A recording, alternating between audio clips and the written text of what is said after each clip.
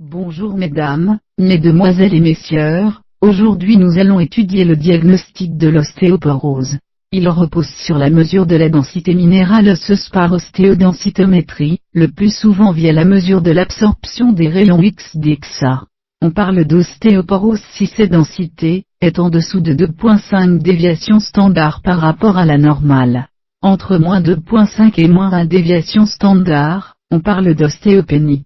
Un grand nombre de paramètres supplémentaires sont proposés pour améliorer le diagnostic apporté par l'ostéodensitométrie.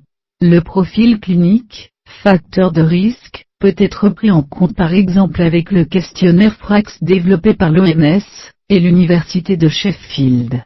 D'autres paramètres peuvent être extraits de l'image DEXA, ou d'autres images radiologiques, basées sur la géométrie des os, par exemple la longueur ou le diamètre du col fémoral, ou son angle par rapport à l'axe fémoral, sur une estimation de la quantité d'os cortical du fémur ou des phalanges, estimation de l'épaisseur d'os cortical, ou du moment d'inertie du col fémoral.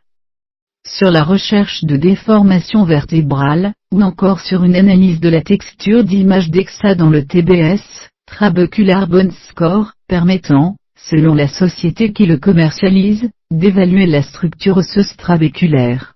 Des chercheurs, japonais notamment, travaillent sur les marqueurs biologiques du renouvellement osseux, qui peuvent être des indicateurs de risque de fracture chez la femme âgée atteinte d'ostéoporose. Je vous en remercie. Bonjour mesdames.